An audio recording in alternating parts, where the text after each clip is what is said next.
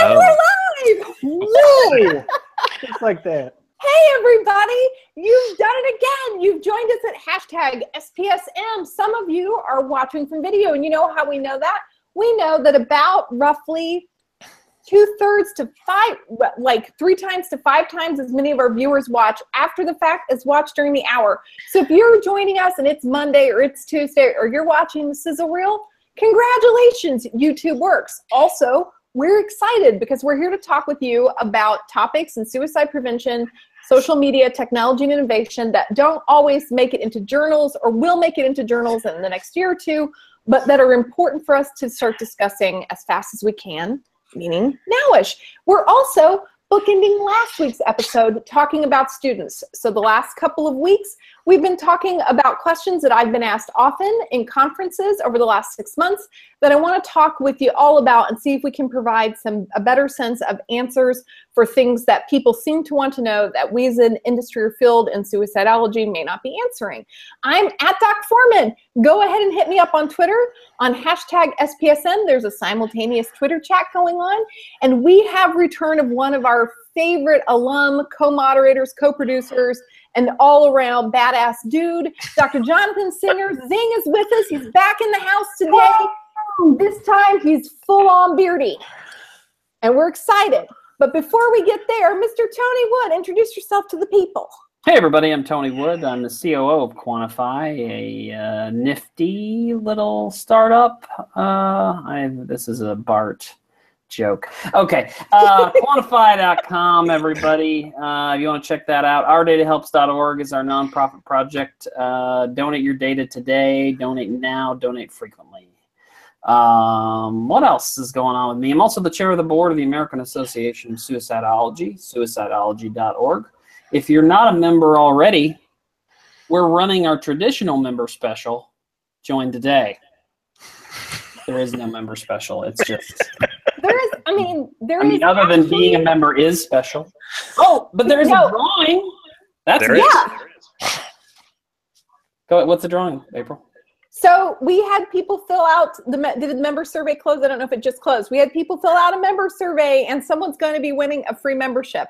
And you should know that your board members of the American Association of Suicidology, aka everyone, and Chris, who represents our media committee, are going to be in DC working on like suicidology as a discipline and sort of thinking about strategy around that this week in DC, which is no good when we're all physically in the same location. We're trouble enough digitally. God only knows. Totally agreed. And Dr. Bart Andrews, introduce yourself to the people. Dr. Bart Andrews at Behavioral Health Response, a groovy little crisis line in St. Louis, Missouri. Thank you, Tony. You can have Nifty. I think folks quit using Nifty. I think Brady Bunch, I think Nifty, Bobby might have said Nifty a few times. And even when Bobby used the word Nifty, it was clear that he was really uncool. So I think that, I'm really excited about the show. Folks who don't know this, Dr. Jonathan Singer, in my less than humble opinion, is the foremost youth, adolescent, child suicide expert, particularly around suicide in schools. And anytime I have the chance to tell people about his book, Suicide in Schools, co-authored with Dr. Poland and Jonathan, the other, he's paused. Is it me or is it Jonathan? You're good. Keep rolling. Yes, thank you. The book, if you haven't read the book's amazing. Anytime I talk to schools, I say, get the book. Get the book and read the book and use the book. It's available awesome. on Amazon.com. It is available on Amazon.com, and it's an amazing book. It's an amazing resource. And I'm saying this, I'm hoping that Jonathan's going to help us in Missouri because we're looking at doing a specific program for schools statewide. And there's a lot of movement in that area. We're hoping to tap into that big, beautiful, bearded brain of Dr. Jonathan Singer. And unfortunately, we don't even have an affiliate code. What are we doing? We're on YouTube. We're talking about someone's book. No affiliate code. Affiliate code. I know, right? Everybody, Chris Maxwell. Hey, everybody. I'm Chris Maxwell. I work for a swifty little national suicide prevention hotline I am also, as April mentioned, co-chair of the Strategic Media Response Task Force for at the American Association of Suicidology. Very much looking forward to seeing all these beautiful people next week. And also, wait, Chris, can we talk about the militarization of media platforms? I think that this is a growing concern across the country. The militarization of, Tony, you know what I'm talking about. What is this called again, Chris? The growing concern among adult male psychologists. Yeah. What is the name of the group again, Chris? I have to go. You just had an emergency meeting again? I feel like I have no. to go should be a medical product, but anyway. It probably is. But yeah, no, I actually just a couple weeks ago hooked up a major local school with Jonathan's book as well. They already bought a copy and are looking at buying more copies for their other mental health professionals in the school. And they're currently reviewing their entire protocol, so it was like the perfect time for them to pick it up and start looking at things. So totally psyched to see Zing again and hear what you have to say about social media monitoring, man. And everyone, the man who needs no introduction, but whose beard might, Dr. Jonathan Singer. Say Thank hello. you. And tell us what you've been up to since last we've seen you. Oh, yeah. Hey, I'm so glad to be here, you guys. Thank you so much for all of the kind words about the book. It's exciting to be back here on SPSM. I'm super psyched to be talking about something that is one of those things that I think, April, you would agree with me, is a little boring in concept, but super exciting in person, which is this idea of spying on kids in school. Totally. But what I've been... If you did it and you weren't in school, you would totally go to jail for it. Yeah, it's totally true. But I've been traveling around talking with a lot of folks about suicide prevention in school. I had a big issue of psychiatry on youth suicide. I've been busy with the American Association of Suicidology, writing minutes for the board meetings. There's nothing that's quite like taking minutes for this organization and then trying to make sense out of it and put it in a language that everyone can easily understand. I would like to point out you have to take minutes for when I talk during board meetings, which is probably more fun than you'd prefer. It's so fun because you're one of the few people I actually quote. That's how good it is. But no, but actually we have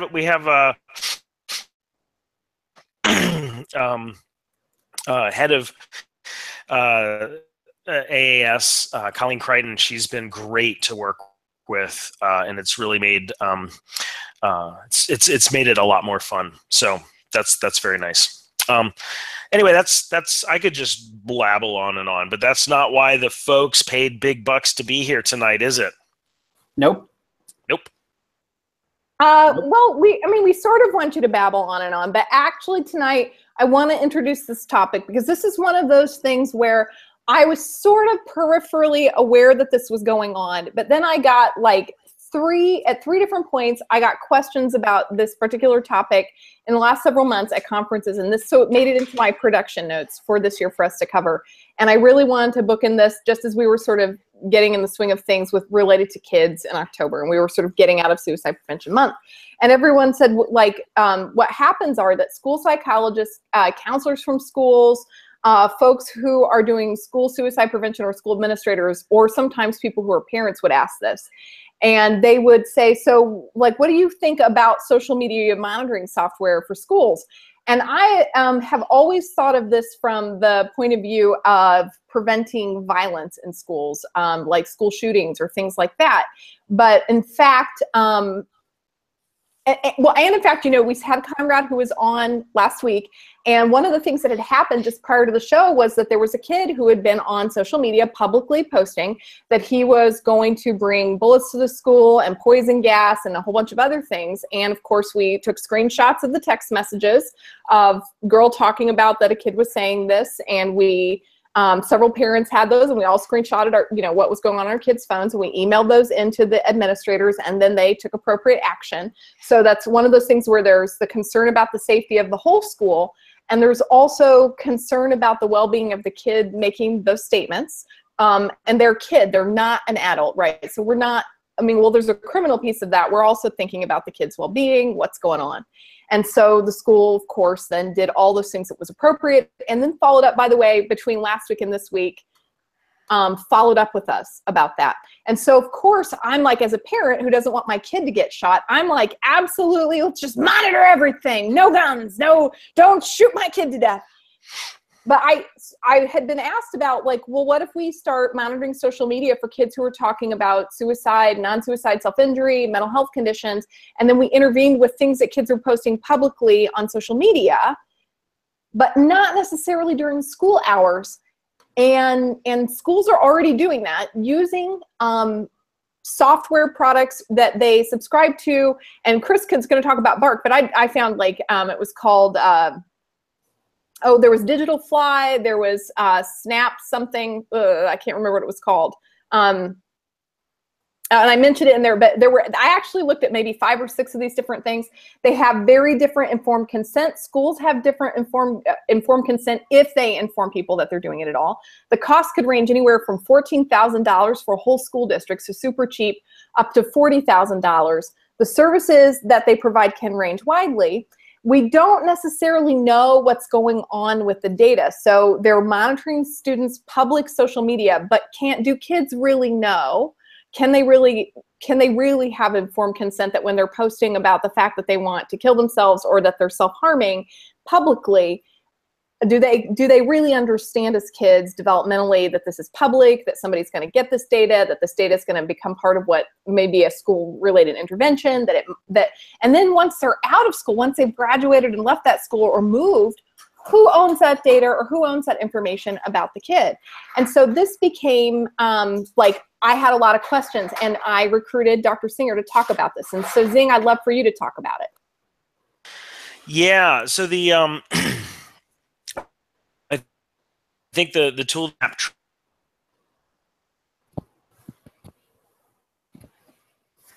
in terms of monitoring social media, let's just let it and say what let's just talk about how schools are monitoring things right now with technology. So one of the things that happens in schools is that some schools much using like Google Drive, all yes. school activities, and to monitor what's happening in Google, right? And they're actually writing back and forth to each other using Google the same way that we would if we were doing group notes with Google Docs. In fact, I was just giving this talk, and was furiously taking notes, and at the break, he said, "Buddies, they couldn't make it out."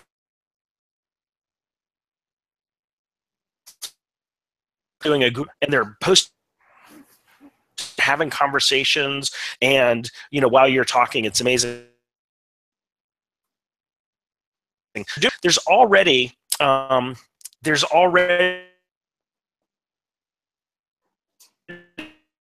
what is the able to monitor anyway, and so they're already getting. Now it's not social media data, but it is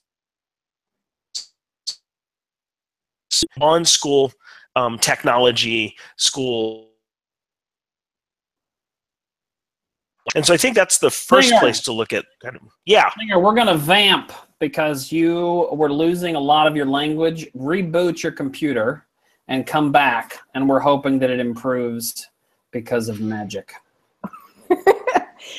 We're having trouble tracking your feet. We're losing about every other word or so. And oh my God, that's awful. Okay.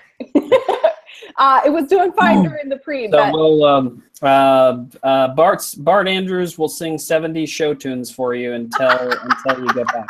Bart, take it away. I don't really. Was Rocky Horror Picture Show 70? Rocky Horror, that's good. Yeah, that's perfect. Go for it.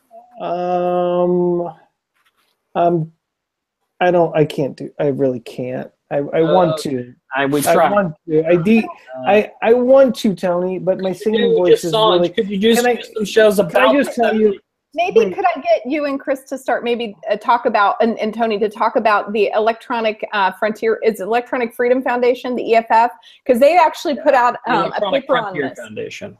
Electronic Frontier Foundation, because they actually, and I know because I caught some of what Zinger said, where he was talking about that kids are getting devices in school, like my daughter does, and they have Chromebooks at school and they use Google Classroom and things like that, and we can monitor students' use of all of those, but then kids are taking the devices home or logging on at home, and the schools continue to monitor them. And for the schools that even have informed consent about this monitoring, it might be in the same place, like as in you need to wear your uniform and only a brown belt and white socks, and you will be using a Chromebook, and that will be monitored. So it might the sort of the informed consent for like your digital monitoring might be lumped into stuff that is pretty standard. And so the electronic, the EFF, the Electronic Frontier Foundation, am I getting that right? Said that probably, first of all, when we are giving kids devices and we're monitoring those, there needs to be fairly significant informed consent. And we need to discuss what people's opt-out options are, because that's another thing. There's no way to sort of opt out. And for these tools like Digital Fly, for example, like if you as a school district are monitoring all the students' public media, what students say when you look at testimony about this is that they're like, we understand that it's legal and we understand that it's public, but this still feels bad and wrong that you're watching us. And I'm wondering what you think, Bart. So I think a lot of things about this, and I think it is bad, and I think it's horribly wrong. So I think, and my view on this has evolved over the years, because when I first got into social media and got on Twitter, I realized, hey, everything I post on Twitter is public. It's public domain. It's out there. It's on the general webs.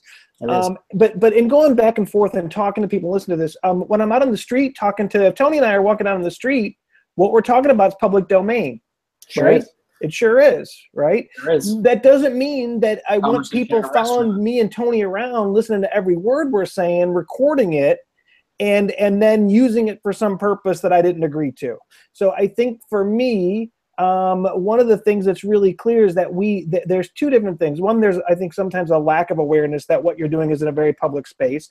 But I also think that there's a certain expectation of privacy, and that privacy is violated when people are purposely targeting you and going out and searching you and following you specifically with specific goals in mind to use that information for without your knowledge. And that I find very troubling. Imagine if schools are sending out personnel to follow kids around outside school buildings on their way home or while they were playing on the weekend, and writing down the things that they were saying and recording the things that they were doing. That's exactly what's going on with this surveillance. So if they're surveying kids at school while they're using school equipment and on school property, the Supreme Court's been really clear about this. Students do not have the same rights as adults do in an educational setting. And we can go back and forth. I think there's been some crappy rulings about that, but those rulings are made.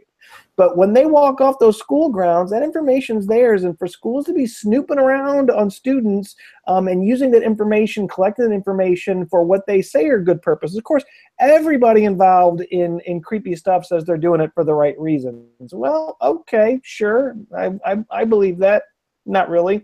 In the one article, you can tell that they knew something was up. The one Washington Post article, the one school in California, they passed the budget approval through some sort of session where it wasn't even discussed, and they didn't even explain what they were doing. So clearly they knew, and they even said, well, we didn't want word to get out that we were doing this. Hey, here's a little secret. Here's a general little tip.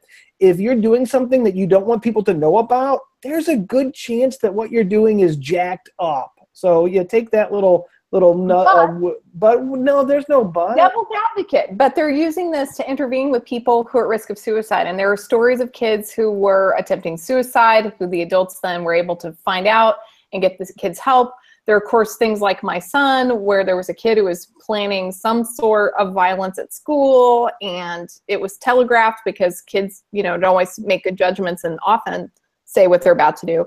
And so people are kept safe. And so some people may say, well, so what are the ethics? Like, if we want the benefits of if we could recognize that there are students in pain and some at risk of suicide or at risk of harming others, or both, how do we get the benefits without violating people's rights to get consent?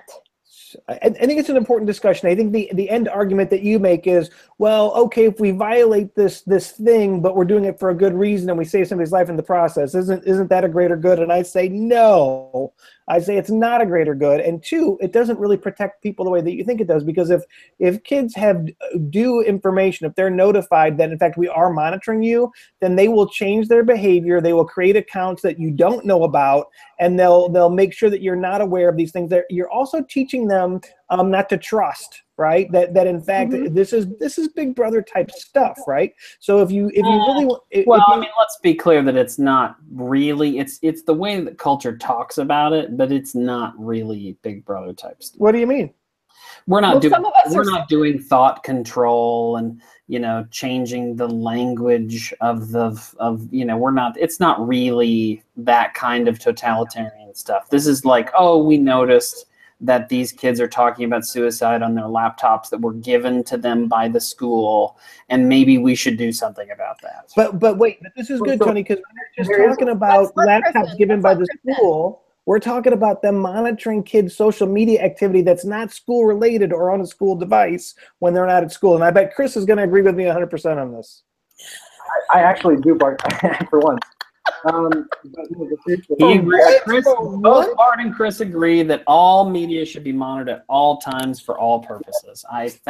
No, hold on. So when you bring up a really important point, Bart, and it actually is addressed in that same WAPO article about the program that was put into place in 2016. WAPO. The Washington Post subscription now. Live on God only knows. They specifically mention an anecdote about that exact thing happening. This girl had created a separate account to try to mask what was really going on with her. The account that the school had access to and was actually tracking had all of this, really nice, beautiful teenage stuff. She's living a perfect life. And then the account that they found after they had delved into all of the other social media realms, looking into these things after they'd been given a red flag, that's when they found this other account. And as far as the wording was in the article, it didn't seem like that was the account that they had access to. So they had to go above and beyond what were likely their protocols, if there were any protocols in place, to access this alternate account and find out that this person was actually struggling. So I think really there's a question of what are the boundaries and what are we allowing them to do, and how far do we want them to go? Does it set dangerous precedent that moves it farther and farther out, where it gets more likely that it'll be abused? And I would like to point out, like, that what Chris said, which is that some of these digital tools monitor things in a geolocated way, so they can find the hidden accounts and the fake accounts. I mean, it's not like they just get a list of student accounts and only follow those. Like, the technology is in fact pretty sophisticated. Sorry, go ahead, Chris.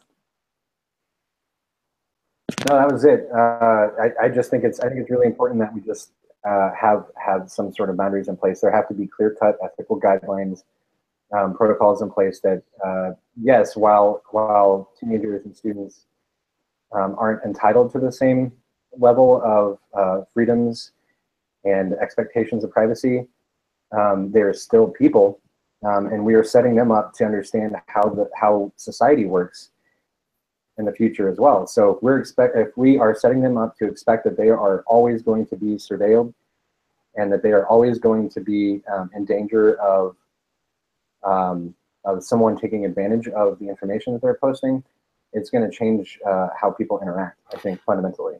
And I have one question for Jonathan Singer, and that is, are children indeed people? Yes, they're just little adults. Oh my God! Oh my God. I think this this has been clearly the case for thousands of years, with the exception of a couple of people who thought otherwise in the recent decades. But yes, they're just little adults. Backward people who Yes, have backward clear people. concept of reality. Yeah. All right. Well, so that was my way of checking his audio, and it worked. And so we're hearing every word that Jonathan Singer's saying. So, Zing, we've just been discussing, like, we've just been doing sort of a review of the media, talking about the fact that there isn't really adequate informed consent, that these digital monitoring tools are now very sophisticated. So sometimes it could be relatively invisible, that we're treating people as if they have no rights and there's no opt-out. If you were advising a school, so school calls you up because you're an expert on suicide in schools, you're like one of the national experts, and they said, should we do this? Take it from there. What do you say next? Which may be something besides yes or no.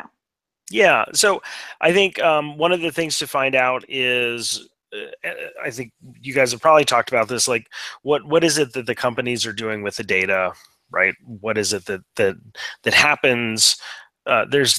There's the obvious thing, which is, if we can find keywords like KMS or FML or anything like that, and sort of like flag these statements and then follow up, like maybe that's a good thing, but what are the implications? I think that would be an important thing to ask. Also, for schools, so much of it has to do with workload. Like, who is actually going to be spending the time following up with these kids? Who is responsible for that? What is it that they're going to be able to do or not do?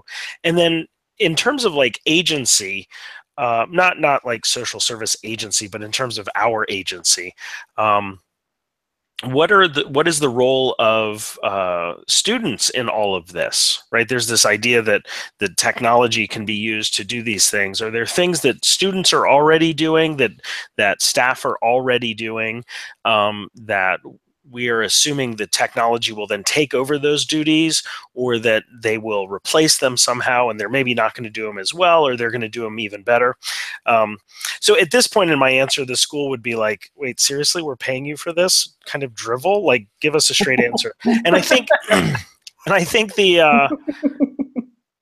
this is what you were alluding to, which is that it does get pretty complicated. I think one of the big issues is, if you're going to have software that is able to identify language or patterns of phrases or things like that we're getting increasingly confident reflects suicide risk, then that's good. It's good to have that information.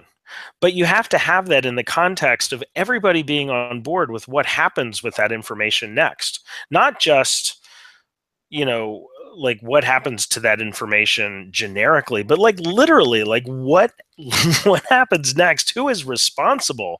Are there 3 people sitting in a back office somewhere that are monitoring a feed? Is there an algorithm that's able to identify things and then automatically send emails or text alerts out to people in separate schools? Or do you have something that's even more sophisticated that I can't even think of that's going on? And I think all of these things have to be thought through before somebody just generically says, yes, let's install some software because it's going to help us prevent suicide in our youth. And one of the things that I think is really important to sort of a point that I want to drive home. This software has been around a couple of years. And it's used. It's things like brand surveillance, right? Right. And but even using it with social media and really surveilling things really closely, I think 10 years would be stretching it. But like the last 5 years, really, the use of it's exploded. But a couple of years ago, schools started doing this, suicidologists probably often did not know this existed, even though schools were doing this with suicide prevention being one of the stated goals. We certainly weren't talking about it, and we certainly weren't putting it to discussing how it would or would not fit into a school suicide prevention program. Like, we've got to stay informed about these things, because it's going to happen whether we understand the implications or not. The EFF showed up, but where were the folks who really do understand about mental health? Like, it troubles me that there might be somebody with a bunch of data about my son possibly in his mental health, and he and I may not know that someone's collected it and then it's hanging out there, and we won't know who owns it or if they're keeping it safe or how it will or will not be used, and he's going to grow up and leave and move, and then what? Well, so I think this is where most people's mind goes to when they think of collecting this data or these data. And I think these are really important questions. And these are the same questions that we can ask of all big data, right? What happens to it? What's our digital dust, right? What's our digital footprint? All these sorts of things. And so my answer before was much more mundane, which was literally like, and then you get it at school, and then what? But I think this is the bigger question, right? What is it that we do with this information? And kind of a related thing is, what if we find out things about people that kind of disturb us, right? What if we find out that 40% of kids are making statements that are indicating suicide risk? And we were expecting 17% based on the Youth Risk Behavior Survey that the CDC puts out, right? What if we find out that there are other things that the rates are way higher than we thought, and that what if we find out that our kids are not really as nice as we hope they are, right? What They're not. Right? Like, so I think that there's this bigger thing about like what is it that we're going to find out with these data?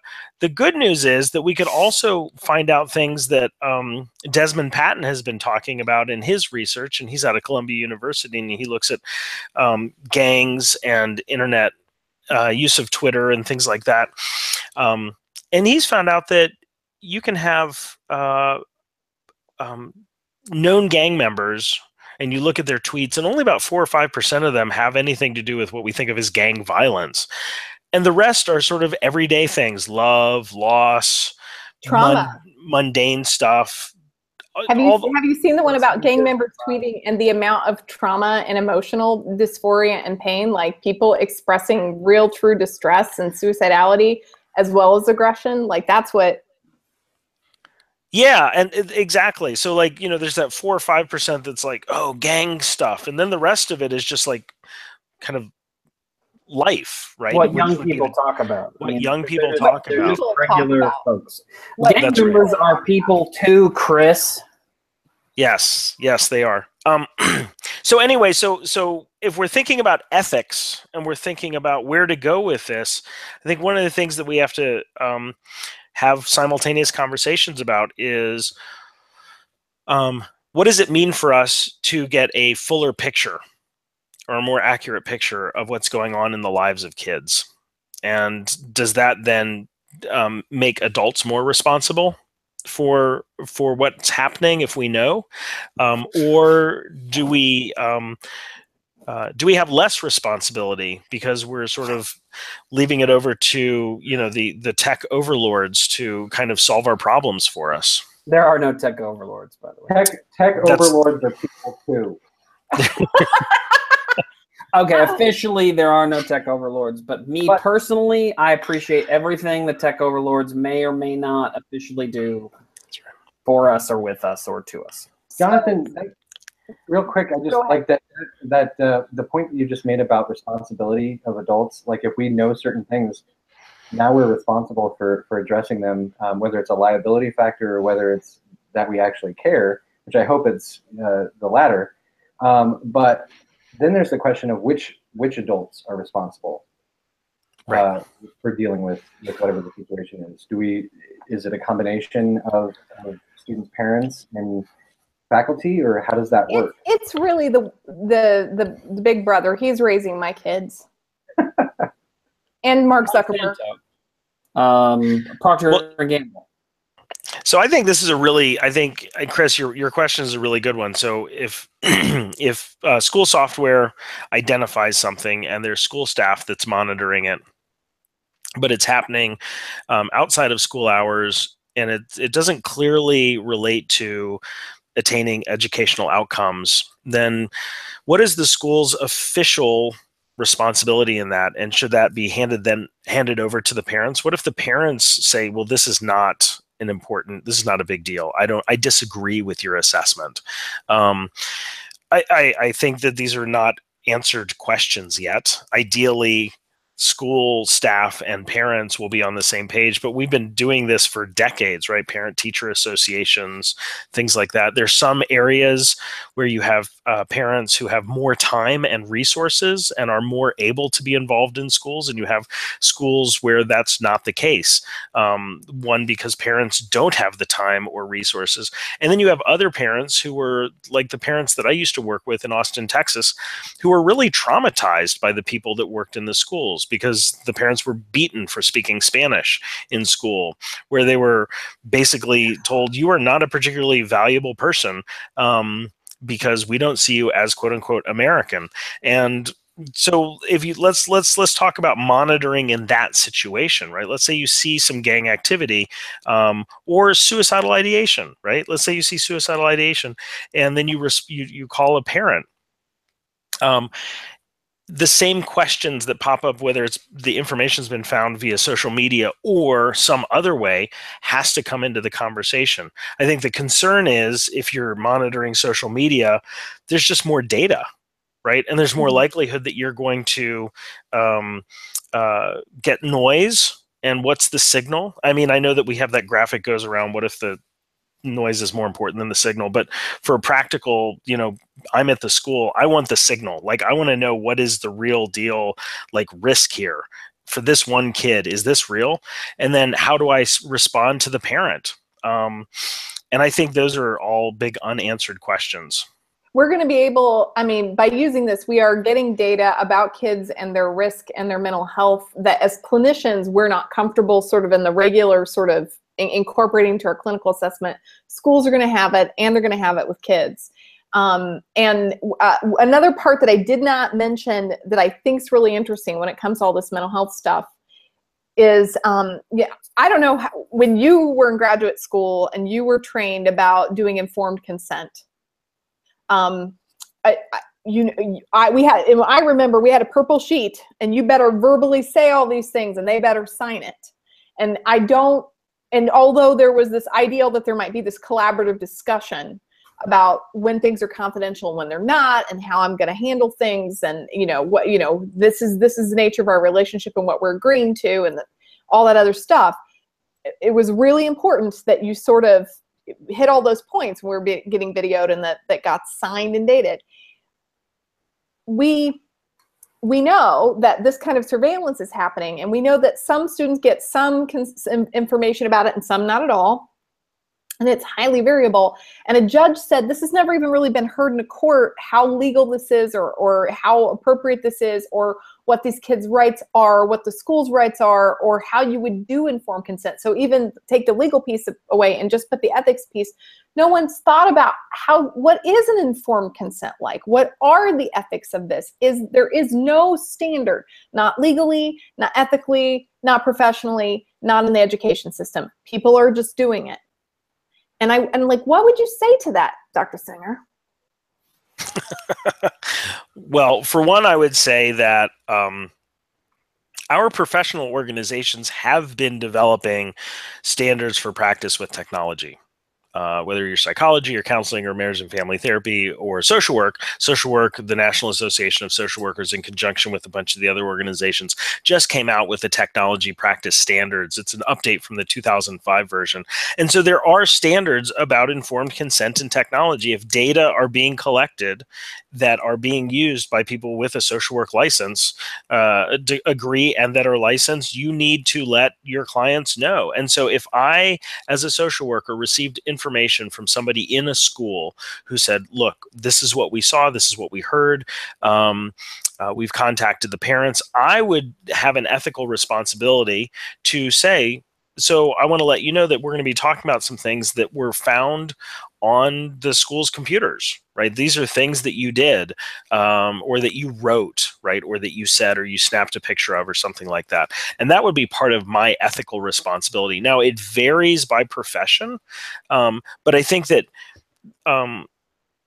schools do lots of things they don't tell parents about because it is in the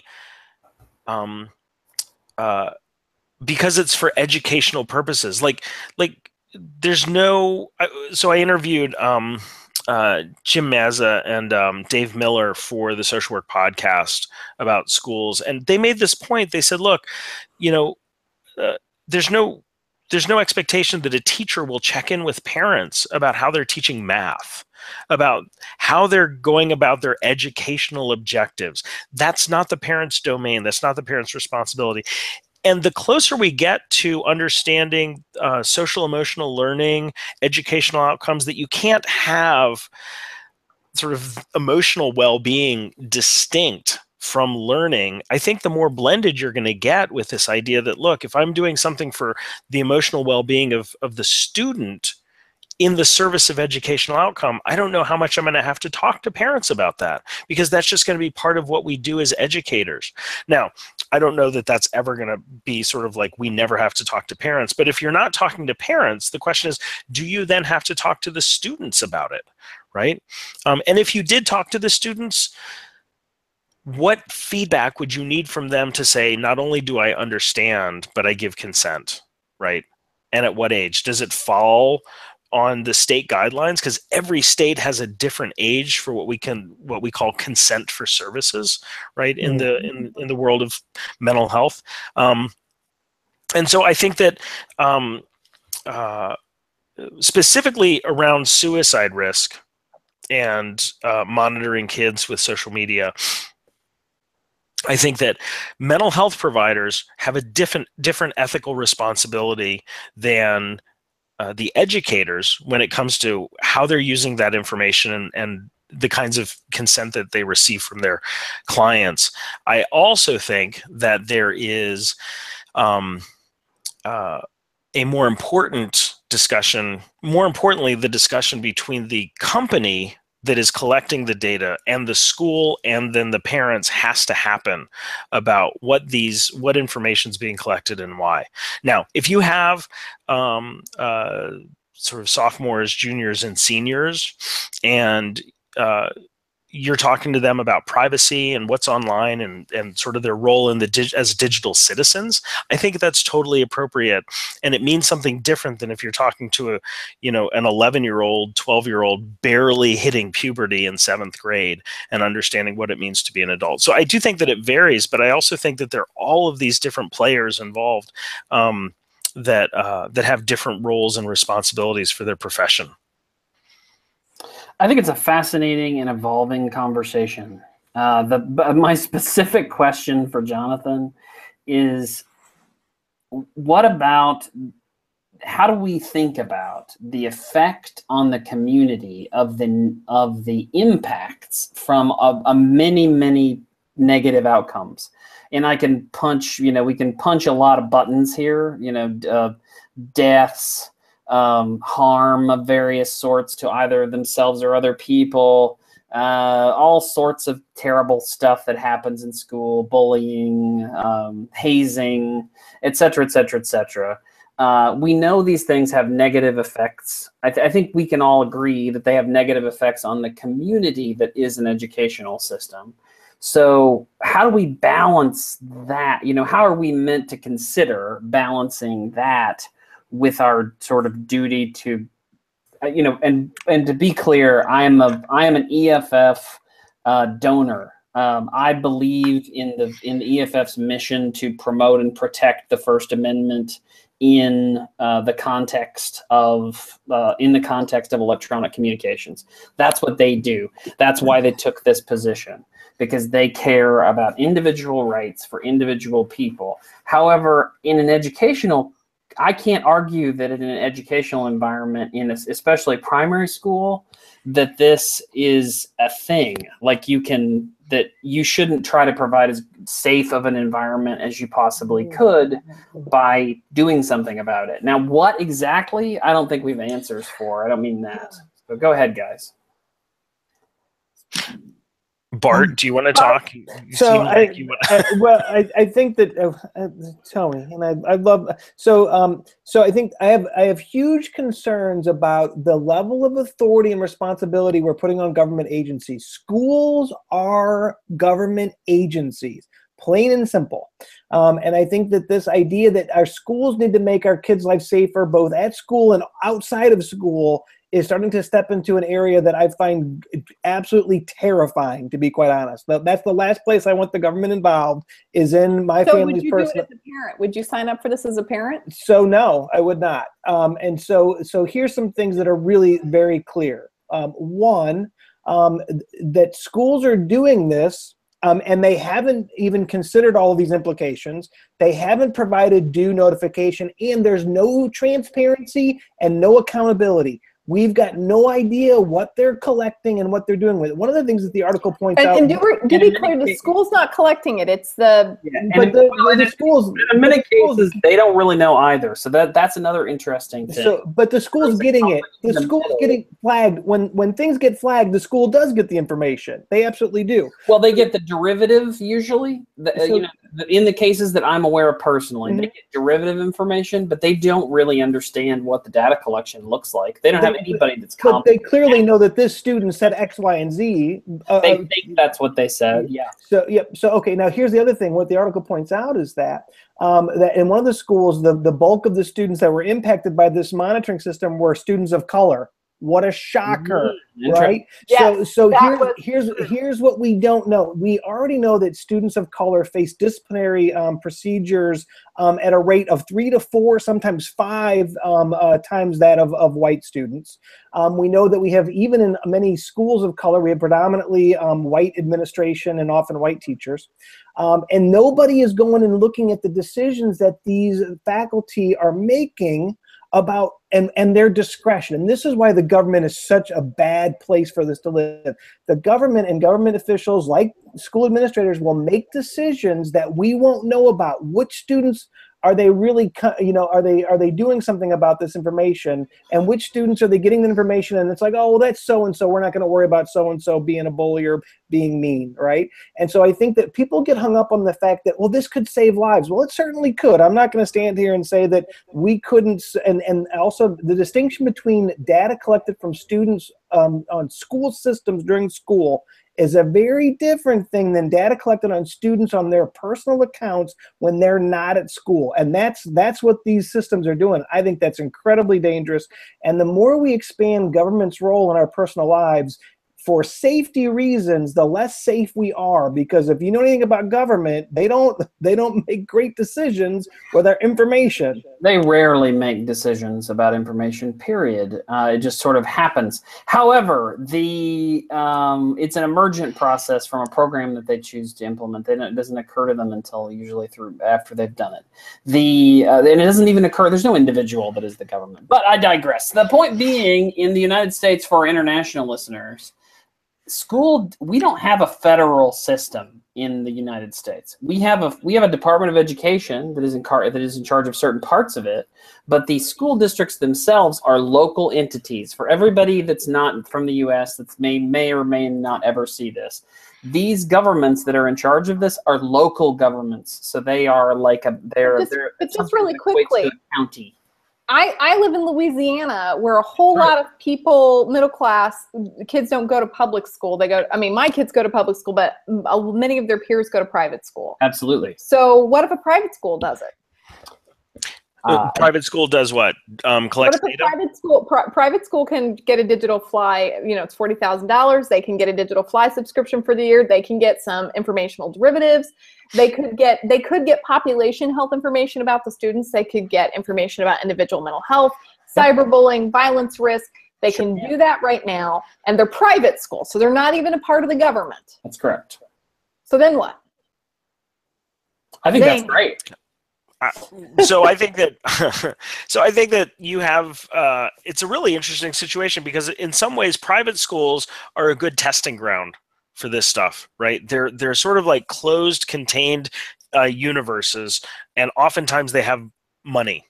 And one of the things about schools in the United States is that most public schools, well, at the very least, there is a huge disparity in funding in public schools. You can have a public school that's 7 miles away from another public school, and they look nothing alike. The kids they don't get nearly the same resources because of different funding. But if you get a small private school that says, hey, we're going to spend 40 grand and we're going to see how this goes, it's actually an interesting test case for good or for bad, like what data are collected, what's going to happen out there. Now, I think that in terms of the bigger question that Bart brought up about what's the government's role, I think that the government actually, the government is made up of people. And if we have the right people in government, then we can have the right people saying, you know what? This is some really valuable information that we're getting, and we need to put pressure on these private companies to make sure they're not screwing over students and that they're not doing things that can damage them in the future. Because that is government, it can be slow as molasses, and there can be some idiots in government. I know this, I grew up in DC, but you can have a lot of power that government has to squeeze companies to get them to do the right thing or the wrong thing. And so I think that the potential for doing the right thing is a really nice service that the government can provide. Now, that being said, you got to get the right people into government. And I don't have a lot of faith in the American electorate to do that, especially after the last election. Well, and remember that this is about school boards. This is largely in the United States. This is about school board elections. School board level elections get a tremendous amount of turnout in the United States. And when I say a tremendous amount, I mean 4%. Yeah, well, that's what I'm saying. Like, I want Chris, you had a tweet that I would like for you to say out loud. And just so that you know, I'm reading the stream. There's so many tweets that I am not able to read out loud, but this amazing conversation. But Chris, can you say that on air? Which about one? Youth developed and youth run tool. Yeah, no, Grace Durbin had a really good comment about, we were talking about language, and Zing, you had mentioned the KYS thing, and we had been talking about the language that kids use back and forth. And I've heard KYS for a long time. There's also kill myself, kill yourself, go kill yourself. There's a whole bunch of these things, and they're used differently in different settings. And so Grace Durbin said, is there any sort of curated list online that parents could use to track some of this stuff and be more informed? I said no, but it would be a really cool idea, and especially if we could get someone to create a tool that is youth developed and youth run. Why not have, because I think it was Chris Coombs had mentioned that, this is a moving target. If we are identifying this language, the kids are going to modify their language to make it harder to track and harder to form consequences behind. So if we have something that is youth driven, if only machines could learn from people. So, I'm sorry to joke about working at Quantify. We do machines. At the hackathon I was at in DC, they talked about doing this with disaster maps, where people could just go online and they could, wherever they were, if they were physically in a location, or they could look at a Google map and flag a couple things and just do a few as a volunteer. What if we had youth who kept a database continually updated about things that if you see in a peer's, you don't even have to do that. It's a step easier. Feedback, and it learns from your actions. That's all. That's how machine learning works.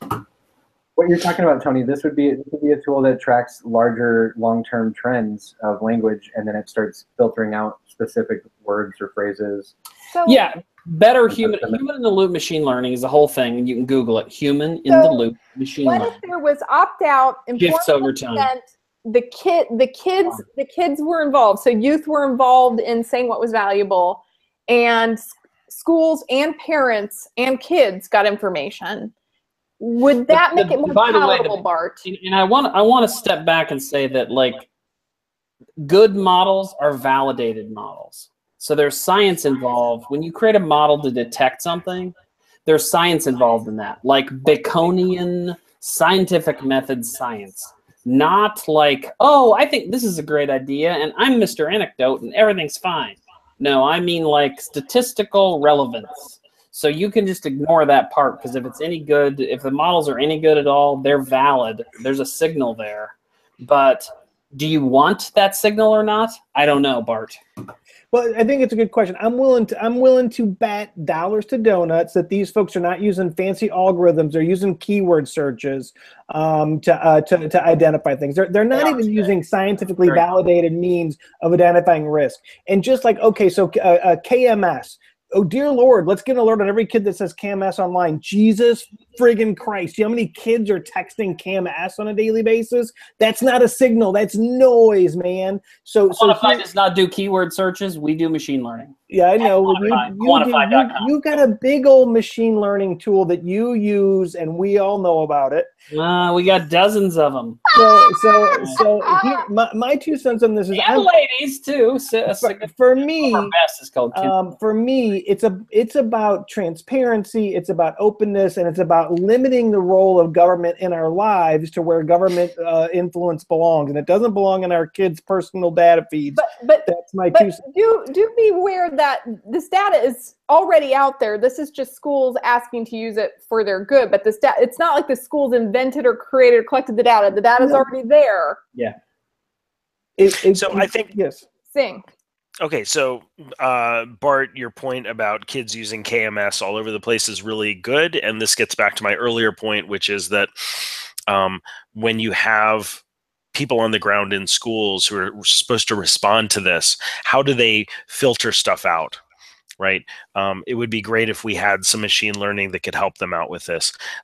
In terms of the, I totally forgot what I was going to say. All right, I'll hand it over to somebody else until I remember. Well, we're actually, I can't believe this. Final thoughts. It's final thoughts, and I don't know that anybody got to do this topic the justice that it deserves. I'm going to start with final thoughts and then hand it to all the rest of you. My final thought is, much like we've said about other issues, there really needs to be some white papers on like what the ethics of this are, what the informed consent looks like. There need to be some legal writings about it, quite honestly. We probably need to be presenting on this in our fields, talking about where appropriate or good uses of this in school suicide prevention policies and planning. This is one of those deals where it's a product that's out there, people are already doing it, and the responsible professions have largely not published or commented on it. And so my big final thought is we need to get our asses in gear. So that's mine, and I'm going to hand it to Tony Wood next.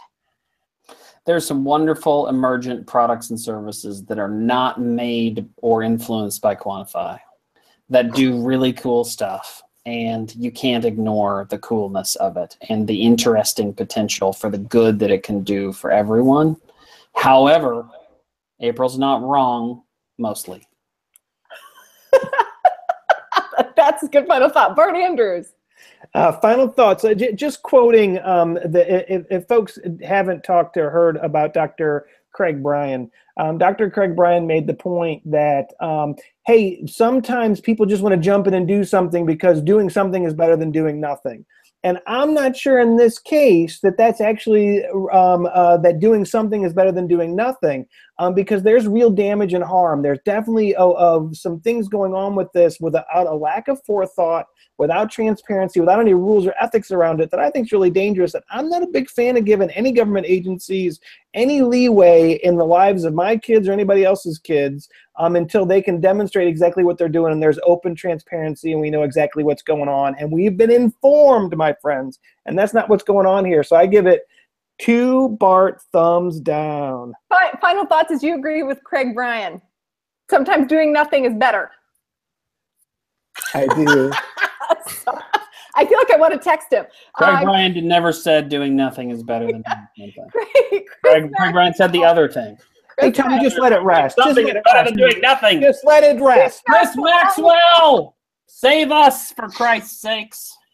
Hi. No, I think to dive a little bit more into what Bart is talking about, because I think you're spot on, man, and it amounts to transparency, and I think we need to get more with things like really, really tiny details about who's responsible, what programs are necessary to have in place, what protocols need to be happening, who ethics wide, who is in charge of certain pieces, who owns certain things. There's just so many different little details that those have to be in place.